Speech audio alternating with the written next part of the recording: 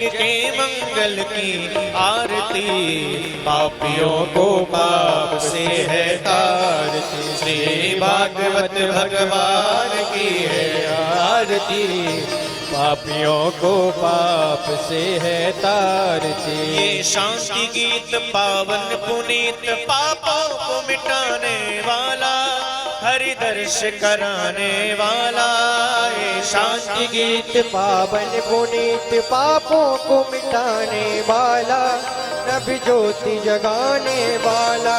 ये सुख करणी ये दुख हरणी, ये सुख करणी ये दुख हरणी। श्री मधुसूदन की आरती, पापियों को पाप से है तारती। श्री भागवत भगवान की है आरती, पापियों को पाप से है तारती। ये मधुर बोल भव बंद खोल, सन्मार्ग बताने वाला, बिगड़ी को बनाने वाला।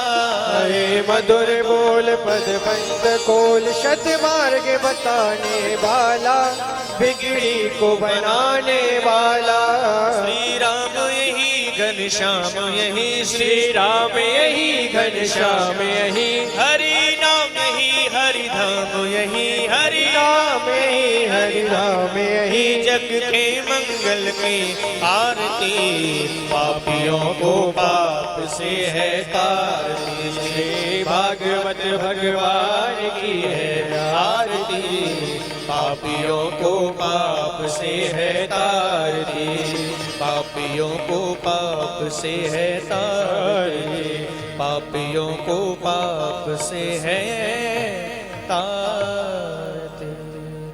जलेन शिखले गते रामचंद्राय नमः।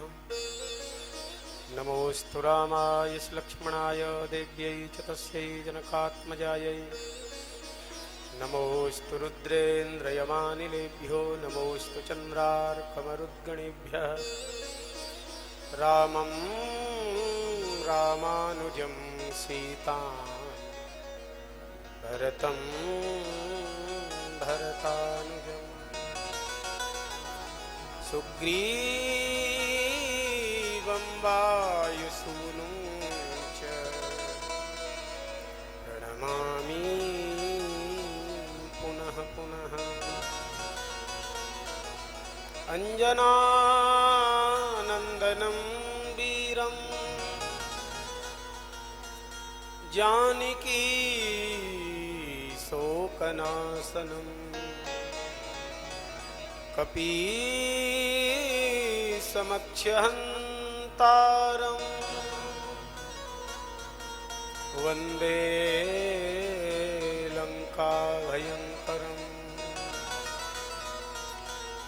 सच्चिदानन्दरूपाय विश्वोत्पत्त्यादिहेतवे,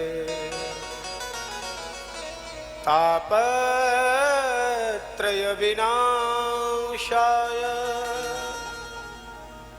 श्रीकृष्णाय वयं नमः।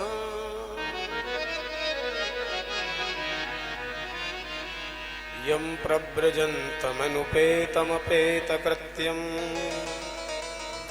द्वैपायनो विरहकातरया जुहाव। पुत्रेति तन्मयतया तरवो विनेदुः, तं सर्वभूतहृदयं मुनिमानतोऽस्मि।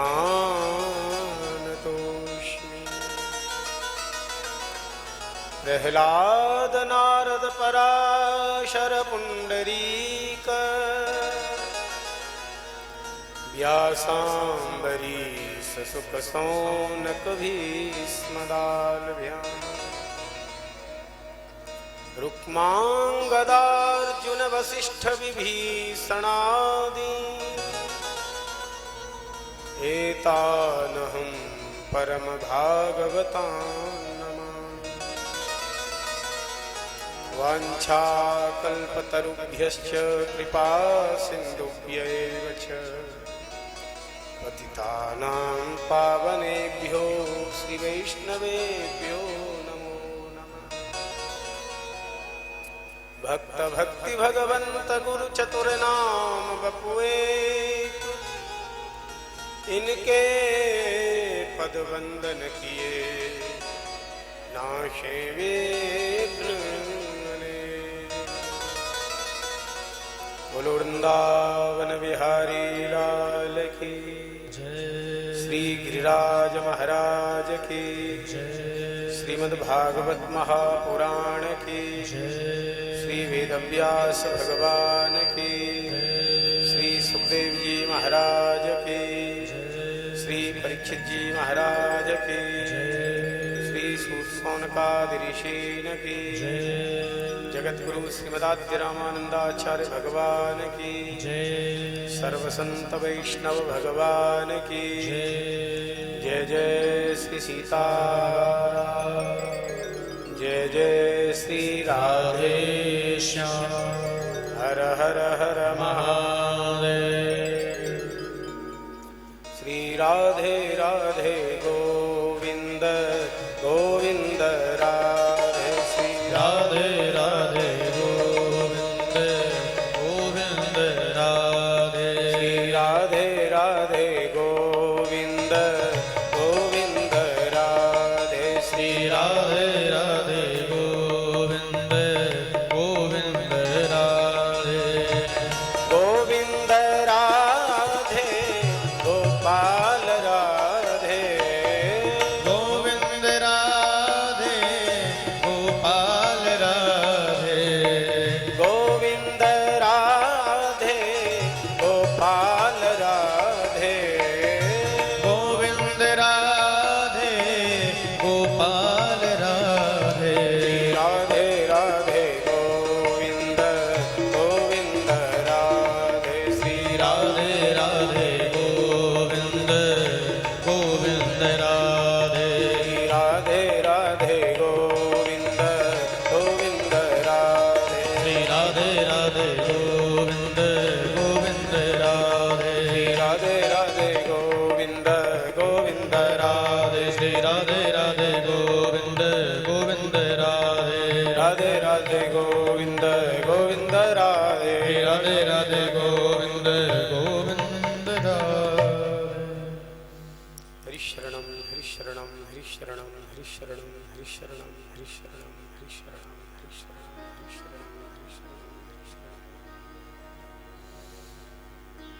अखिल कोटि ब्रह्मांड नायक परात्पर परब्रह्म परमात्मा, असंख्येय कल्याण गुणगण निलय, कल्याणैकतान परमानंद कंद चिन्मूर्ति, दया सिंधु कृपा सिंधु वात्सल्य सिंधु शरणागत वत्सल, अखिल हे अप्रत्यनीक भक्तवांछा कल्पतरु, नंदनंदन यशोदानंद वर्धन, ब्रजजन प्राण संत भक्त हृदय सार सर्वस्व,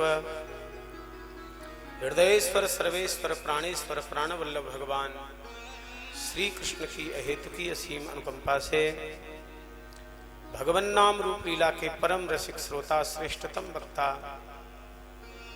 भगवान श्री कृष्ण के भी आराध्य देव आशुतोष अवड़रदानी भगवान श्री गोपीश्वर की रासेश्वर की सन्निधि में भगवन नाम रूप लीला के परम रसिक अनंत बलवंत श्री हनुमंत लाल जी महाराज की भावमयी समुपस्थिति में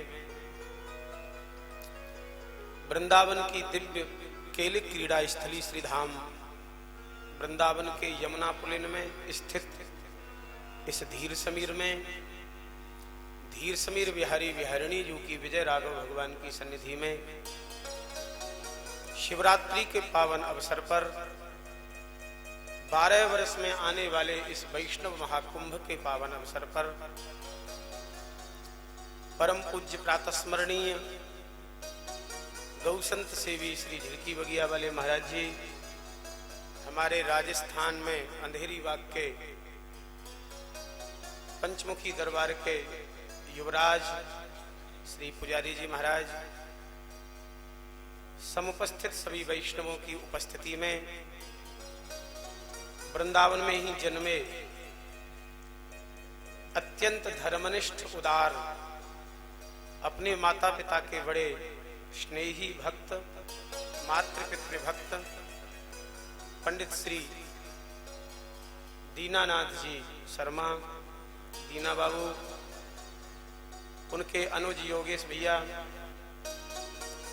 उनके और सब अनुज, सबका नाम हमें याद नहीं है, उनके चारों पांचों भाई, उनकी बहनें, उनके समस्त इष्ट मित्र बड़े उत्साह से उनके द्वारा आयोजित यह श्रीमद् भागवत सप्ताह प्रारंभ हो रही है। अभी अभी हम सब लोग पटलोना वाली, पटलोना में परोड़ा ठाकुर जी, क्या नाम है ठाकुर जी?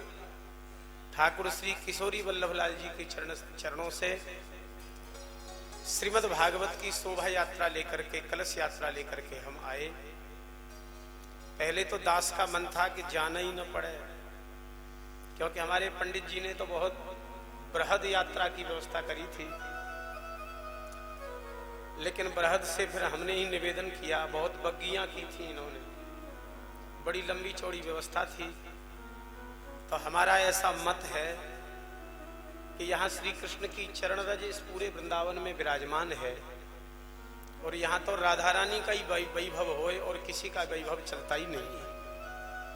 और इस वृंदावन में जो अपने वैभव का दर्शन कराता है, राधा रानी उसको उठा के पटक देती है।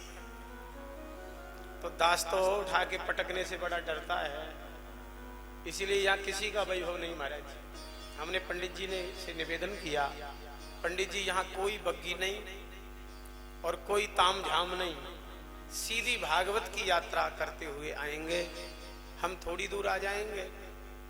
लेकिन श्री राजेंद्र दास जी महाराज ने कहा कि नहीं महाराज जी, पूरी यात्रा में चलना है। तो पंडित जी खुश होंगे।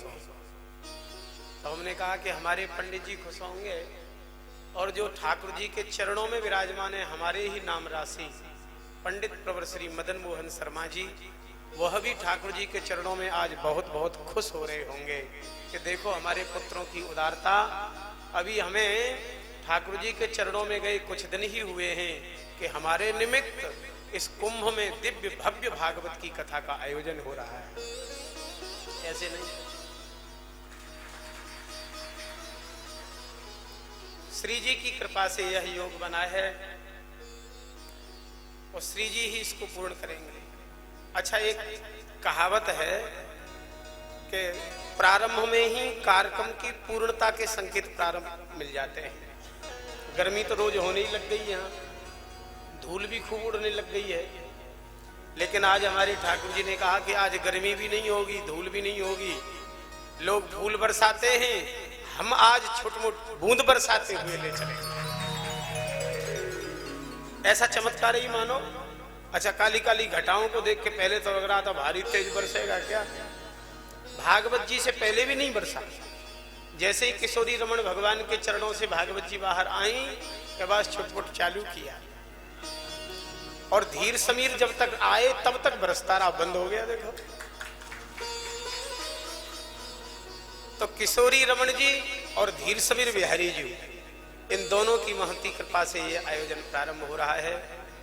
माताएं कलश यात्रा में सम्मिलित हुई, वृंदावन की मैयाएं हैं। इन वृंदावन की गोपियों की चरण रज को तो ब्रह्मा और उद्धव जी भी चाहते हैं। ये बड़े उत्साह से कलश लेके आई, लेकिन थोड़ी सी गड़बड़ी करते हुए आई। गलती बता दें आप लोगों की। देखो, ये हम बाबा लोग गलती नहीं बताएंगे तो फिर कौन बताएगा। कलश यात्रा जो होती है वह क्यों होती है? आप लोग बहुत कलश यात्राओं में गए होंगे।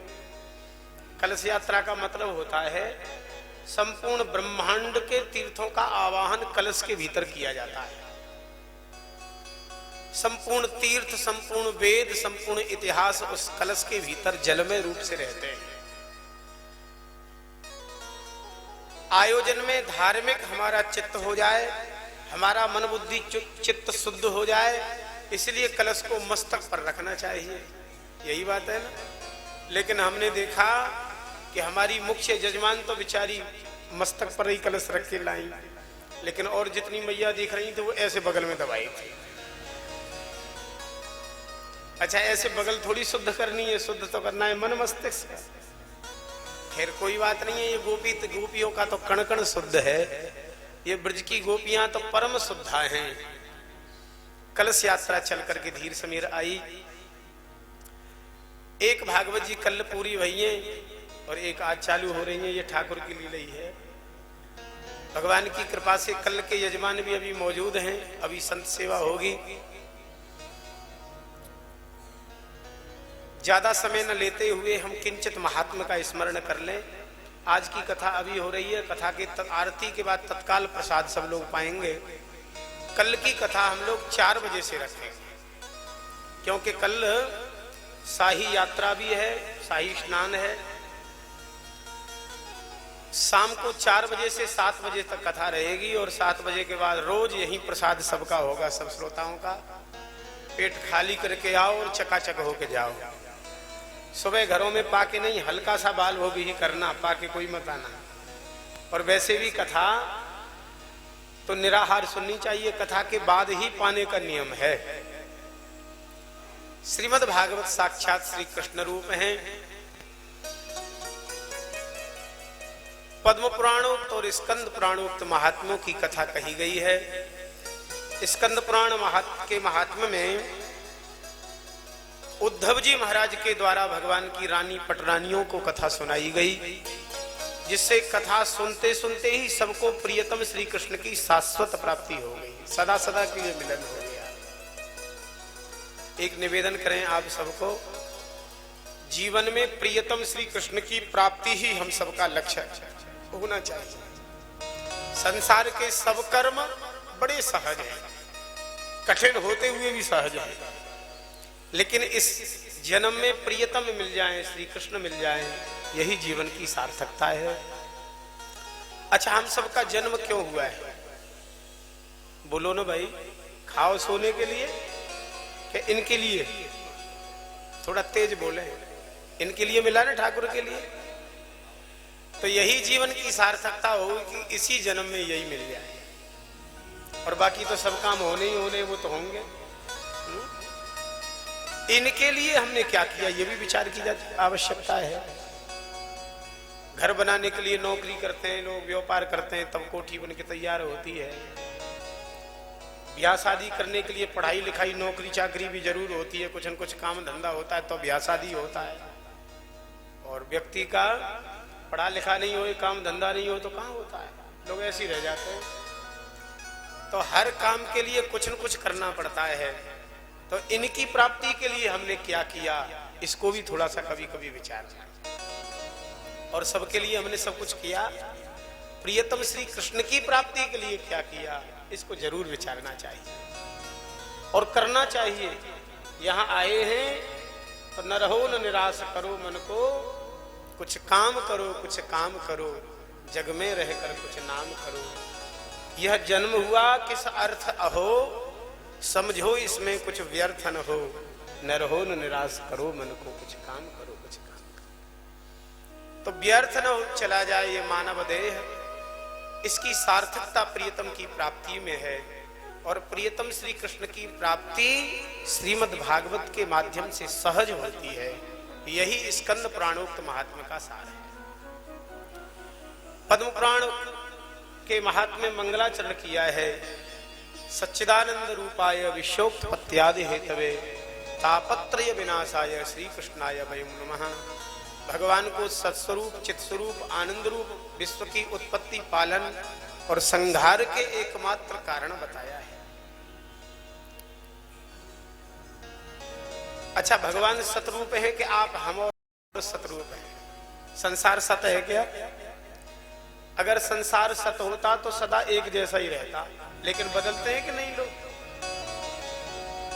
पूरा संसार बदलता है, लेकिन आरोप एक दूसरे के ऊपर, भैया तुम बहुत बदल गए हो, तुम पहले से ऐसे नहीं हो। अच्छा, एक दोस्त एक दूसरे दोस्त को आरोप लगाता है, तुम बदल रहे हो, पहले जैसे नहीं हो। अरे मित्र लगावे सो लगावे, श्रीमती जी अपने श्रीमान जी से कहती हैं तुम पहले जैसे थोड़ी हो, जैसे पहले थे। तो वो भी कह देता है मुस्कुरा के, तू भी तो पहली जैसी नहीं है जैसी तू पहले थी। अच्छा, होता है कि नहीं ऐसा? पूरे संसार में एक दूसरे से कहते हैं तुम पहले जैसे नहीं हो, लेकिन सही बात यह है कि कोई एक जैसा रहता ही नहीं है। ये पूरा संसार बदलने वाला है, बदलता रहता है, अहरनिश बदलता है, लेकिन ये नहीं बदलती। इसलिए सत कौन है? श्री कृष्ण सत है। आदि सच, जुगादि सच, है भी सच और नानक होसी भी सच। भैया संतों की पट्टी बिछवा दो राजेंद्र जी, राजेंद्र दास जी, जो भी संत आते जाएं बैठते जाएंगे, भोजन वाली पट्टी बिछवाओ, नहीं तो महात्मा सोचेंगे देर है, फिर लौट जाएंगे। कई जगह रहता है संतों का आजकल। हरिशरणम तो सत केवल ठाकुर जी हैं। अच्छा, भगवान सत है, उनका नाम भी तो सत है। क्या कहते हैं? राम नाम, थोड़ा तेजी से, राम नाम। आप लोग कहेंगे महाराज आपकी बुद्धि को हो क्या रहा है, कथा में पहले दिन बैठे और आपने चालू कर दिया राम नाम सत्य है। घबराना नहीं, ऐसा बोलने से कुछ हानि नहीं होगी और लाभ ही होगा। ये तो लोगों की पता नहीं क्यों मती मारेगी, ये इस बात को बोलते ही नहीं लोग, पता नहीं क्यों डरते हैं, लेकिन सही बात है। चित स्वरूप भी ठाकुर जी ही और आनंद भी भगवान में है। अच्छा, आनंद और कहीं है क्या? जहां जहां आनंद खोजते हो कुछ दिन के बाद में वही दुख का कारण बनता है। अच्छा, कोई किसी किसी को खाने में बड़ा आनंद आता है, कहते हैं चटर मटर खाओ ना, ये गोलगप्पे हैं, भल्ले हैं, चीला हैं, ये सब खाओ तो आनंद आता है, ऐसा कहते हैं कई बार। अरे आज तो आनंद आ गया हमारा, लेकिन लगातार कई दिन तक खा लो तो फिर पेट कहता है कि अब आनंद नहीं है, अब हालत बिगड़ रही है। ज्यादा दिन तक खा सकते हो क्या? तो जो आनंद लगता है ना, वही दुख का कारण भी बन जाता है संसार में। जहां जहां आनंद की अनुभूति किंचित हुई और वही दुख का कारण भी बना। इसलिए सच्चा आनंद भी केवल ठाकुर में ही है। विश्व की उत्पत्ति पालन संहार के एकमात्र कारण हैं, दैहिक दैविक भौतिक तापों का विनाश करने वाले हैं। ऐसे उन परम सत्य स्वरूप श्री कृष्ण की हम सब वंदना करते हैं। बोलो कृष्णचंद्र भगवान की जय। यम प्रव्रजन्तमनुपेतमपेत कृत्यम द्वीपायनो विरह कातरया जुहाव पुत्रेति तन्मयतया तरवो विनेदुः तं सर्वभूत हृदयं मुनिमानतोऽस्मि। सुखदेव जी महाराज का जन्म हुआ और जन्म लेते ही चल पड़े जंगल को। संसार की माया उनको विभत्स और खतरनाक लग रही थी। अच्छा, ये माया जितनी अच्छी लगती है ना, उतनी ही ज्यादा खतरनाक भी है। सबको, पूरे संसार को नचाती है उस माया से मुक्त महात्मा सुखदेव जी जन्म लेते ही चल पड़े। पुत्र पुत्र कह करके आवाज लगा रहे थे व्यास जी। वृक्षों में प्रवेश करके सुखदेव जी ने उत्तर दिया सुकोहम सुकोहम। ऐसे सर्वभूत हृदय सुखदेव जी की हम सब वंदना करते हैं। तो सुखदेव भगवान की जय। नैमिषारण्य में शौनकादि 88,000 ऋषियों ने सूत जी को देखा और कहा, भगवान अज्ञान रूपी अंधकार को मिटाने में आप करोड़ों सूर्यों के समान हैं। आप हमारे ऐसी कथा सुनाओ जो कानों की औषधि का काम करे। आप कहेंगे औषधि तो बीमार व्यक्ति लेता है, हम कोई बीमार हैं क्या? कितने बढ़िया हैं, चकाचक एकदम, काहे को औषधि दिलवा रहे हैं महाराज? तो देखने में हट्टे कट्टे चंगे दिख रहे हैं हम लोग, लेकिन फिर भी बीमारी ने घेरा है। कौन सी बीमारी है? वो है भलाई और बुराई सुनने वाली बीमारी। अच्छा, हमारा प्रेमी कोई होए ना, तो उसकी कोई प्रशंसा करे तो सबको छोड़ के अपने प्रेमी की प्रशंसा सुनने में मीठी लगती है कि नहीं? और जिससे थोड़ी खटपट चल रही होए ना, उसकी कोई बुराई करने वाला होए ना, तो उसकी बुराई भी मीठी लगती है। अरे कई बार तो काम धंधा छोड़ करके कान लगावे व्यक्ति, दूसरा कोई दूर बात कर रहा होए ना, तो बाद में पूछेगा क्या कह रहे थे, उसके बेटे में क्या हो गया, हमें भी बताओ। अरे भले आदमी, भागवत की कथा है जो तुम पूछ रहे हो, हमें भी बताओ। बुराई है, क्यों सुनना चाहते हो? तो ये कानों को लगी है बीमारी, ये कैसे मिटे? मंद बुद्धि वाले, मंद भाग्य वाले जीवों का उद्धार कैसे हो? श्री सूत जी ने कहा कि महात्माओं, मैं उस दिव्य साधन को बता रहा हूं जो पवित्रों को पवित्र करता है, कल्याणों का कल्याण करने वाला है। उसको सावधान होकर के सुनो। चित्त शुद्धि का भी जो सर्वोत्तम साधन है, मन जिससे ज्यादा जल्दी शुद्ध होता है। अच्छा, मन के बिना शुद्ध हुए कोई काम रहेगा क्या?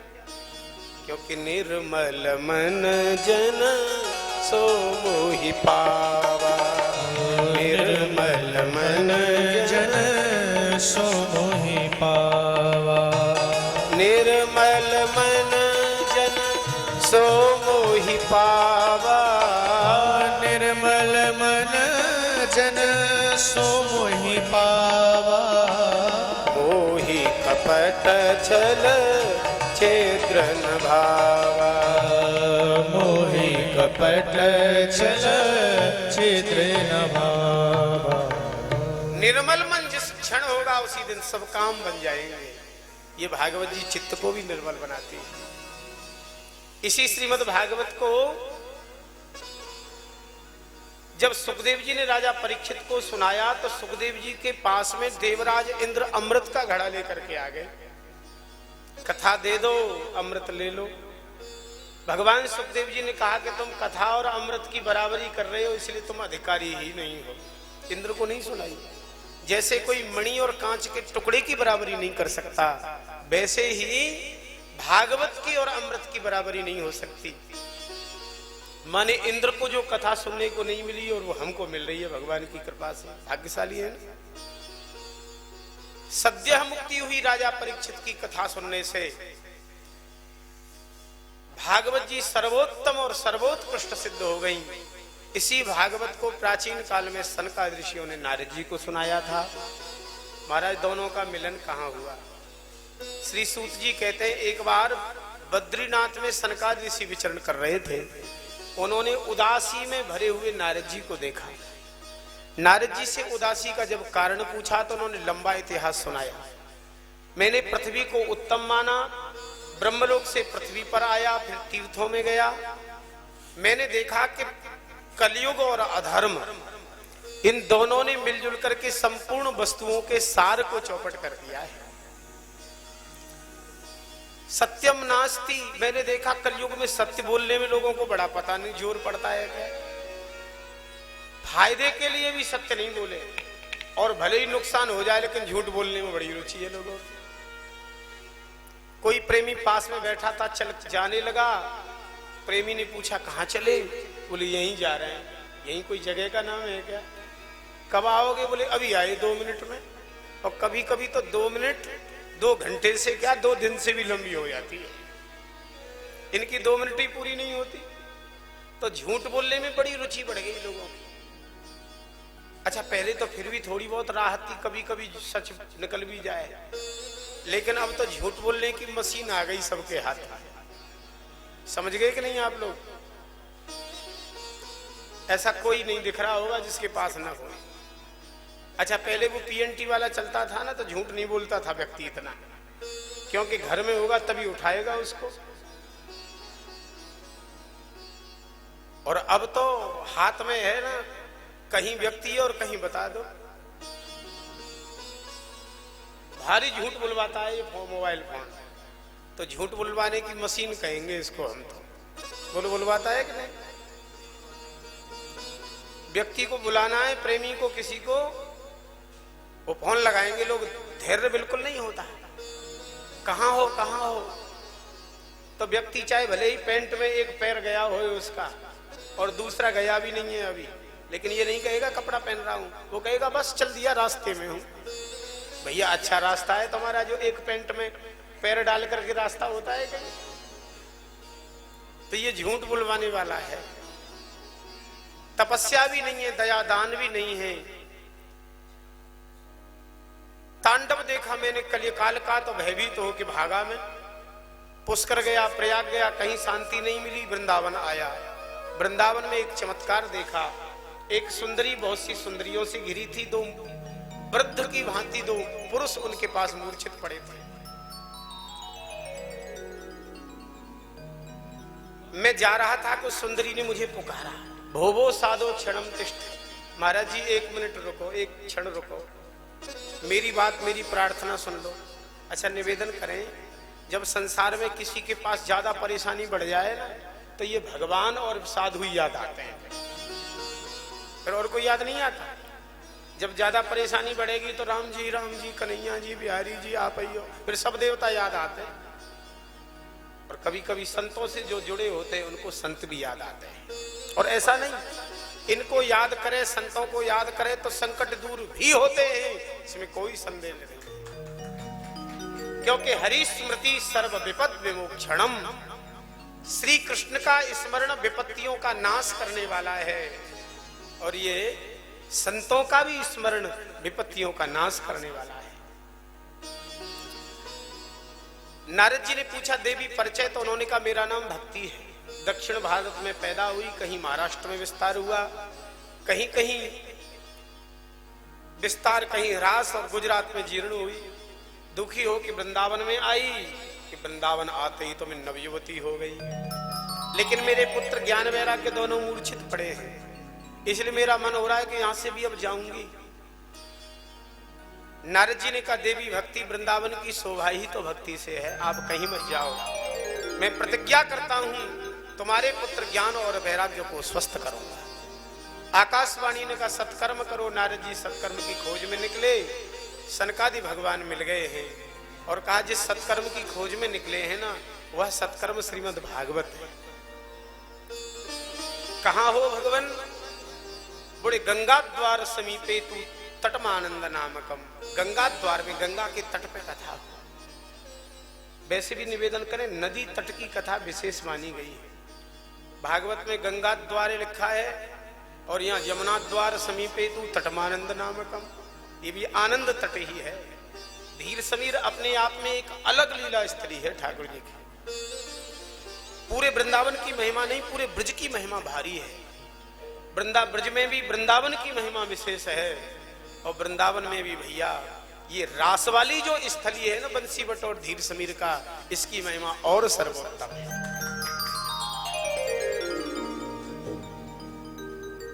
वैसे तो पूरे ब्रज में ही ठाकुर जी रहते हैं, लेकिन धीर समीरे यमुना तीरे बसत बने बनमाली, सदा बसत बनमाली, सदा सदा धीर समीर में ही ठाकुर जी रहते हैं, उनके चरणों में। जिसने कथा नहीं सुनी उसका जीवन व्यर्थ गया। चाहे तक जैसा कोई पापी हो, कथा सुन ले पवित्र हो जाता है। कोई हुआ तो बोले तुंगभद्रा नदी के किनारे पर एक ब्राह्मण देवता थे, नाम था आत्मदेव। उनकी पत्नी थी धुंधली। धुंधली का मतलब होता उल्टा काम करने वाली। पंडित जी जो कहे ठीक विपरीत काम करे, उसकी आदत ही थी। पंडित जी एक दिन पहले कह दे कि कल अमावस्या है, सोमवती, थोड़ा जल्दी उठना, तो ठाकुर जी का पंचामृत से अभिषेक करूंगा, थोड़ा दही जमा देना। तो जानबूझ करके महाराज पूरा दूध खर्च कर देते, और सुबह 8 बजे भी नहीं उठती, उठाने से भी। पंडित जी कहते मैंने तुमसे कहा था। बोले कहा था, इसका क्या मतलब है? मेरा भी तो जीवन है। बोले चलो कोई बात नहीं, तुम सो, दूध वगैरह दही कुछ रखा है? बोले कुछ नहीं बचा, सब खत्म। तो पंडित जी ने सोचा कि इससे उल्टा बोलो तो सीधा करेगा। तो एक दिन पहले पंडित जी कहते कि वैसे मेरा मन तो था अभिषेक करने का, लेकिन अब मैं करूंगा नहीं। तो कहती करोगे कैसे नहीं? मैं सुबह 4 बजे जग जाऊंगी, करना पड़ेगा तुम्हें अभिषेक। और 4 बजे जग जाए, अभिषेक की तैयारी भी कर दे और कह बोलो मंत्र, मैं करूंगी अभिषेक। तो कुछ दिन के बाद तो पंडित जी ने सोच लिया कि जब ये उल्टा ही करना है तो पहले से ही उल्टा बोलो ना। होते हैं उल्टे दिमाग के कोई कोई। एक पंडितानी बड़ी परेशान करे पंडित जी को, उल्टा बोले सदा, उल्टा करे सदा। पंडित जी ने ठाकुर जी से कहा कि महाराज इससे पिंड कैसे छूटे, जीवन भर झेलते झेलते बेचारे परेशान। तो पंडित जी ने कहा कि देवी गांव वाले जा रहे हैं गंगा जी, लेकिन मैं नहीं जाऊंगा। अरे बोले तुम कैसे नहीं जाओगे? मेरा मन है, चलना पड़ेगा। उसका भी आदत थी उल्टा करने की। अब गए गंगा जी, तो गंगा जी में जैसी घुसी तो पंडित जी ने कहा कि भीतर मत जाना, गहरा है। अच्छा, पंडित जी नहीं रोकते तो जरूर जाती, नहीं रोकते तो आ जाती, लेकिन पंडित जी ने रोका। बोले अब तो जरूर जाऊंगी मैं भीतर, और अंदर घुसी। पंडित जी ने कहा अभी भी मान जाओ, मत जाओ, अंदर ज्यादा गहरा है। बोले अरे तुम्हारे रोकने से क्या है, मैं तो जाऊंगी। और जैसी अंदर गई तो बुड़क हो गई नीचे। पंडित जी ने गंगा मैया को प्रणाम किया, बोले गंगा मैया खूब पिंड छुड़ाया आपने हमारा। तो ऐसे होते, ऐसी धुंधली थी। संतान की चिंता में पंडित जी व्याकुल रहते थे, दुखी होकर मरने जा रहे थे। एक संत ने फल दिया और कहा कि सत्य बोल रहे, तुम्हारी पत्नी दया और दान करती रहे, एक समय भोजन करेगी ना तो निर्मल पुत्र की प्राप्ति होगी। पंडित जी ने फल दिया तो उसने तो कुतर्क करना चालू किया। बोले मैं इतनी सुंदरी लगती हूं अभी, और फल खा लूंगी तो पेट मोटा हो जाएगा, मेरी सुंदरता भद्दी लगने लग जाएगी। और वैसे भी वर्तमान में फिटनेस के ऊपर भारी ध्यान है लोगों में। चाहे भले ही जिम जाना पड़े, चाहे डॉक्टर को फीस देनी पड़े, फिट रखो बस, शरीर बेढंगा नहीं लगना चाहिए। लोगों का इस समय थोड़ा ज्यादा चल रहा है। और पंडित जी ने कहा है कि 12 साल तक रह गए थे सुखदेव जी, कहीं ऐसा ही मेरा भी गर्भ रह गया तो फिर मरी जाऊंगी। और प्रसूतो दारुणम दुख, भारी दुख होता है संतान उत्पन्न करते समय। पंडित जी कह रहे सत्य बोलना, मैं 99.99% झूठ बोलने की आदत डाल चुकी हूँ। 99.99% झूठ। भूल से कभी सत्य निकल जाए तो निकल जाए, नहीं तो बोलती नहीं थी। उसने वो फल गैया को खिला दिया। उसकी सहेली ने कहा तेरे पास धन बहुत है, मेरे पास संतान बहुत है, तू मुझे धन दे देना, मैं संतान दे दूंगी, गर्भवती हूं। पंडित जी को बेचारे को क्या पता था, पंडित जी तो कर्मकांड में व्यस्त रहते। उसकी चचेरी बहन उसकी सहेली के बेटा हुआ। पंडित जी सूचना सुन के आए, घोषणा ये करा दी कि धुंधली ने बेटा को जन्म दिया। पंडित जी अपने बेटे का नामकरण करना चाहते थे कि मेरा नाम है आत्मदेव, तो मेरा बेटा कम से कम ब्रह्मदेव तो हो रहा ही चाहिए। लेकिन ये धुंधली ने डांट दिया पंडित जी को, बोले नहीं नहीं, आपके नाम से नहीं, ये तो मेरे नाम से चलेगा। मेरा नाम धुंधली, तो मेरे बेटे का नाम कम से कम धुंधुकारी तो होना ही चाहिए। अज्ञान की वृत्ति को धुंधली, उसका जो बढ़ावा दे, विस्तार करे, उसका नाम धुंधुकारी। 3 महीने बाद गाय को भी पुत्र पैदा हुआ, नाम गोकर्ण हुआ। पूत के पांव पालने में पता चल जाते हैं, होनहार बिरवान के होत चीकने पात। ये धुंधकारी नशा पीने लग गया, छोटे छोटे बच्चों को कुआं में पटकने लग गया। विद्यालय से निष्कासन हो गया इसका। अब तो जुआ भी खेलने लग गया। एक दिन पिताजी से धन मांगा, जब नहीं दिया तो घर के बर्तन बेच करके हार गया जुआ में सब। पिताजी दुखी हो गए, कहां जाऊं कहां रहूं। गोकर्ण जी ने समझाया, असारह खलु संसारो दुख रूपी विमोह कह, सुतम कस्य धनम कस्य स्नेहवान ज्वलते निशम। पिताजी ये संसार असार है, दुख रूपी है, मोह में डालने वाला है, इसलिए मैं शरीर हूं, इस बात को भूल जाओ। अच्छा मैं शरीर ही नहीं हूं तो यहाँ के जितने संबंध है वो शरीर से चलते हैं कि नहीं? ये शरीर छूट जाता है तो सब संबंध मिट जाते हैं। गोकर्ण जी को ब्रह्म ज्ञान था, उन्होंने आत्मदेव जी को दिया। आत्मदेव जी भागवत का पाठ करके भगवान को प्राप्त हो गए। ये धुंधकारी ने अपनी मैया से धन मांगा, जब नहीं दिया और तो उसको डांट लगाई, पिटाई करूंगा लुकाटियों से धन नहीं दोगी तो। ये धुंधकारी कुआं में कूद के मर गई। एक निवेदन करें, कोई किसी को धोखा दे और सोचे हमारे संग कोई धोखा नहीं करे, ये संभव है क्या? कुआं में जैसा बोलोगे डबल होके इको बन के आवाज आती है। आप किसी को धोखा दोगे तो धोखा जरूर मिलेगा। एक घटना बताएं, एक चतुर चालाक व्यक्ति खोटा सिक्का चलाने के लिए चक्कर में था, ट्रेन में बैठा था खिड़की के बगल में। सोचा कि ये खोटा सिक्का वैसे तो चलेगा नहीं, ट्रेन जब चल देगी तो रेलवे स्टेशन पे कुछ न कुछ बेचने वाले तो रहते ही हैं, आवाज लगाऊंगा, झटपट वस्तु लूंगा और ये खोटा दे दूंगा तो चल जाएगा। इसी योजना से किनारे बैठा था कि तब तक ट्रेन चलती और कोई तो दिखा नहीं, उसको अखबार वाला दिख गया, आवाज लगाई, ये पेपर पेपर पेपर। तो पेपर वाले ने सोचा कि अब ट्रेन तो चली दी, अब ये पेपर मांग रहा है, चलो दे दूं। उसने झट से पेपर दिया और उसने खोटा सिक्का। अब खोटा सिक्का देख करके पेपर वाला, अरे ये तो खोटा सिक्का है, चलेगा कैसे? वो बड़ा खुश हो रहा था जिसने खोटा सिक्का चलाया। कि चलो चल तो गया, अखबार खरीद लिया। तो जैसे ही अखबार की तारीख देखी तो वो 6 दिन पुरानी तारीख डली थी उसमें। बगल वाले ने कहा देखो तुमने चतुराई करी तो उसने भी कर दी ना। 5 बाचारू वैश्याओं को खरीद के लाया, धन दे के तृप्त करता।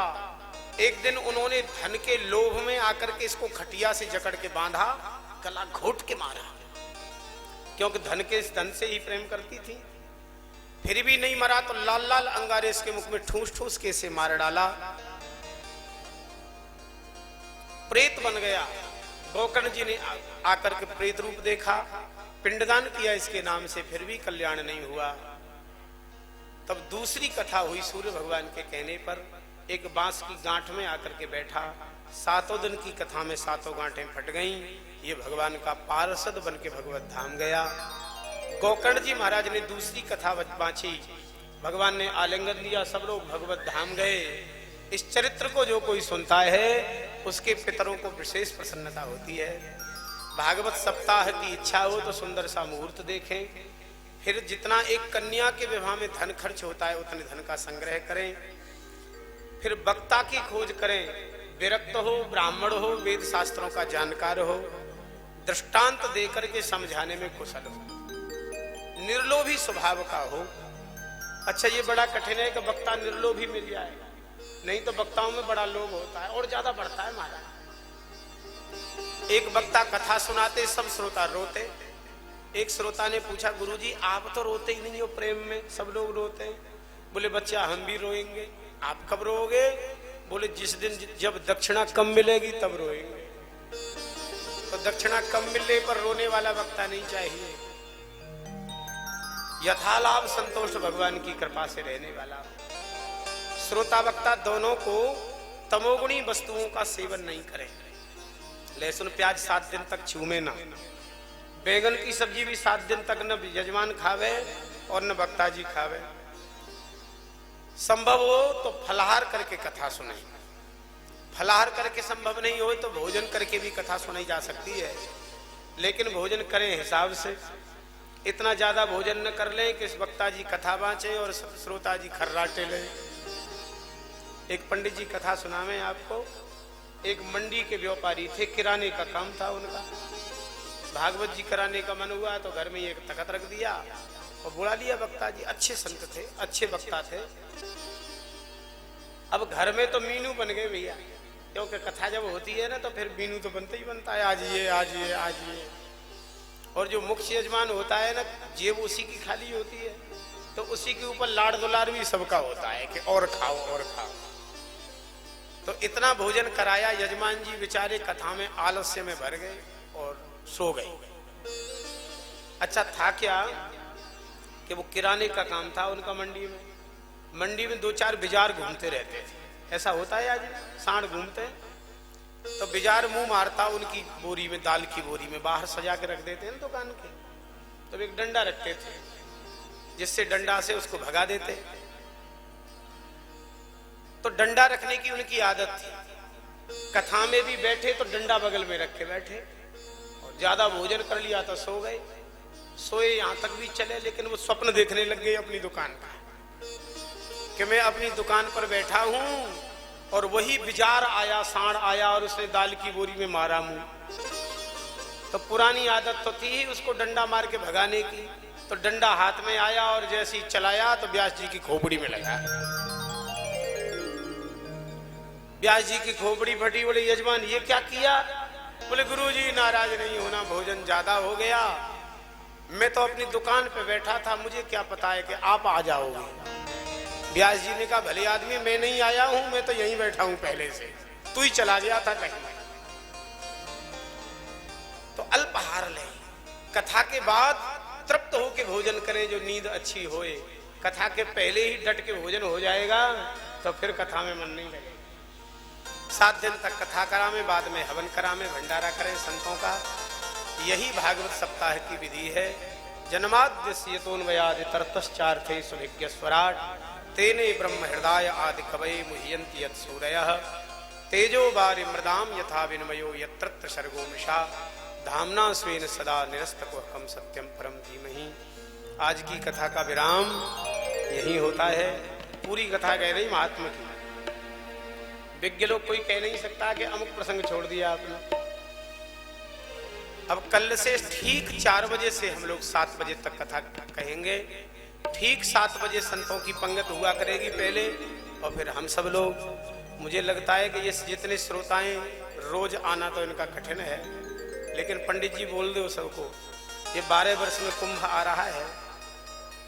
हम तो बोल देंगे। अच्छा, कौन कौन आएगा रोज? रोज नहीं तो कम से कम उत्सवों में तो आ जाओ। ये तो घर ही घर के उठा रहे हैं भैया, हम तो कह रहे हैं सभी घर के। कृष्ण जन्म में आना पड़ेगा, रुक्मिणी मंगल में। रोज नहीं तो एक दिन छोड़ के तो आ सकते हो, लेकिन आओ तो भैया पेट खाली करके आना, ये भी बता रहे हैं। और समय लेके आना। पंगत करके ही रोज भंडारा रहेगा, पंगत करके ही लौटेंगे। अब आरती करावे के एक भजन हो जाए, एक भजन सुनाओ, फिर आरती, फिर संतों की पंगत, और फिर हम लोग पाएंगे। राधे मेरी स्वामिनी, मैं राधे को दास, जन्म जन्म मोह दीजियो, श्री चरणन को बास। मन चल रे वृंदावन धाम, राधे राधे गाएंगे, मन चल रे वृंदावन धाम। राधे राधे गाएंगे, राधे राधे गाएंगे, श्यामा श्यामा गाएं।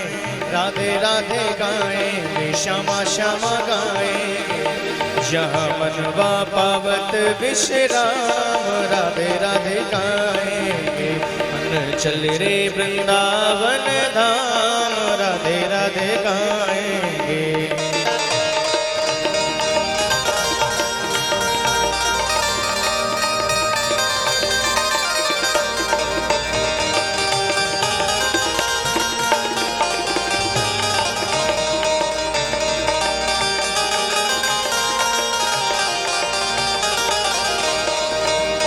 वृंदावन में जमुना किनारा, वृंदावन में जमुना किनारा, जमुना किनारा लगे है अति प्यारा। जमुना किनारा लगे है अति प्यारा, जहाँ विहरत है श्यामा श्याम। राधे राधे गाएंगे, मन चल रे वृंदावन धाम। राधे राधे गाएंगे।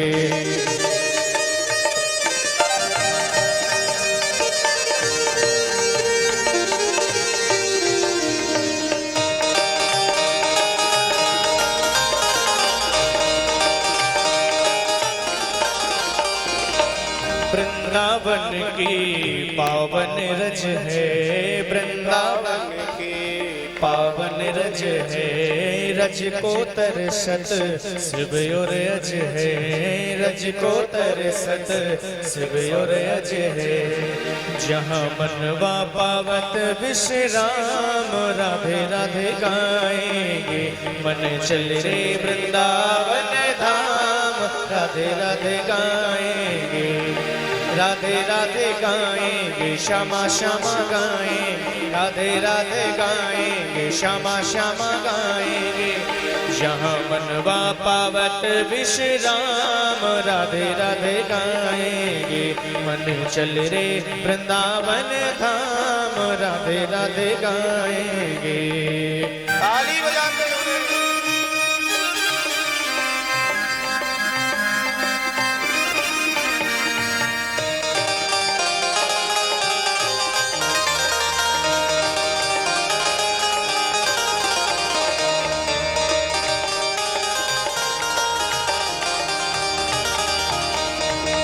वृंदावन में कुंठ बसेरो, वृंदावन में कुंठ बसेरो।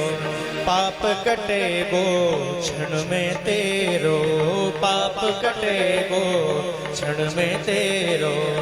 जाकी शोभा ललित है ललाम। राधे राधे गाएंगे, मन चल रे वृंदावन धाम। राधे राधे गाएंगे, राधे राधे गाएंगे श्यामा श्यामा गाएं, राधे राधे गाएंगे श्यामा श्यामा गाएंगे, जहाँ मनवा पावत विश्राम, राधे राधे गाएंगे, मन चल रे वृंदावन धाम, राधे राधे गाएंगे, मन चल रे वृंदावन धाम, राधे राधे गाएंगे, मन चल रे वृंदावन धाम, राधे राधे गाएंगे। श्री राधा श्री राधा श्री राधा।